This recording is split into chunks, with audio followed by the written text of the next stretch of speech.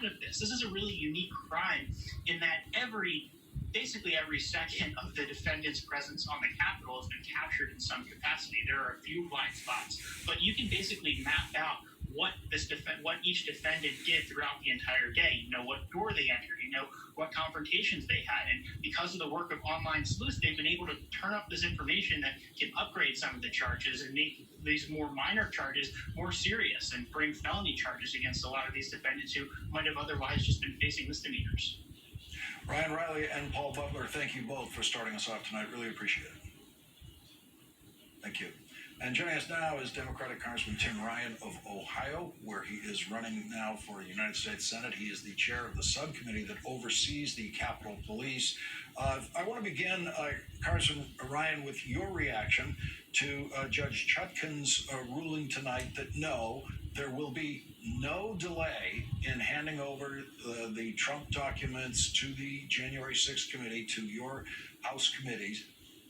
In this investigation, no delay in that while Donald Trump appeals that ruling.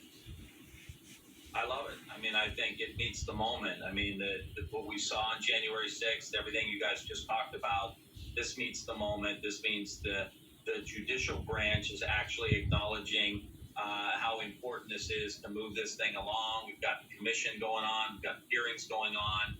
We need this information. I think it meets the moment. I think it's a powerful statement as to why we need to deal with this so we can put it behind us and move on. But also, you can't move on until there's justice, and I think this is a step in that direction. And we're also seeing now this increase in the sentencing. This is the first sentencing today of someone who actually hit a police officer, and it is the longest sentence so far, 41 months. Again, a very, very powerful statement. I don't think you can sentence them for enough years for what they've done.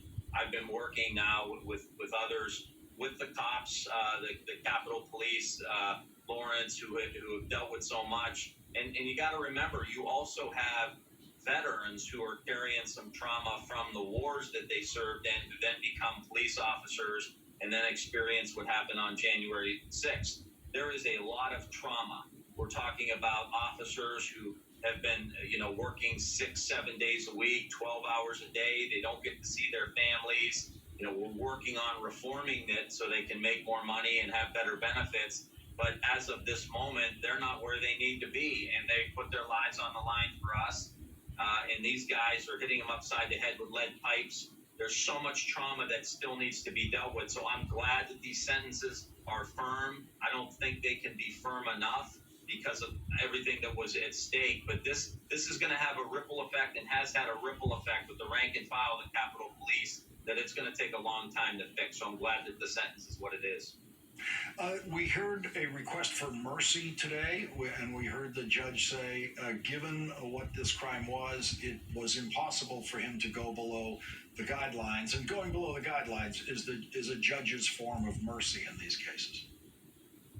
Yeah, I don't see it. I was there on the 6th. My buddies were members of Congress were up in the chamber. We saw what the cops went through there. This is not a time for mercy. This is a time for justice, and justice is being served. And, we have to set a standard here of how unacceptable this behavior is. And the problem, too, now, Florence, is we have candidates that are now running for political office in support of what happened on January 6th. I mean, I'm running here for the Senate in Ohio, and we've got Republicans that are running out here that are saying that was okay, that people were exercising their First Amendment rights to go hang Mike Pence or to threaten Nancy Pelosi. I mean, that's a long way from what I learned about constitutional law and people's rights in college and in law school. So we've got some work to do, but we've got to remember there's a lot of people running for office out here that are going to continue that, and that's why this next election is going to be a big deal.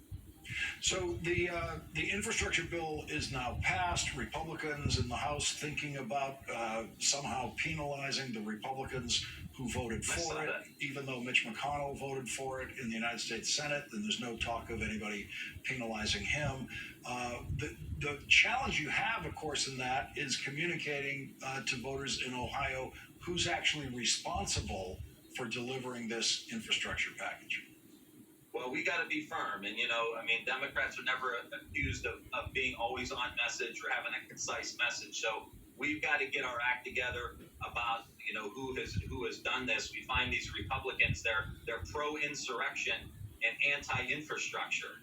So we've got to get the message out about that kind of clarity. I'm in Cincinnati right now, not far from the Brent Spence Bridge, that is going to get rebuilt because of this infrastructure bill. Obama talked about it, Trump talked about it, but it's going to get done now. And so are thousands of other bridges.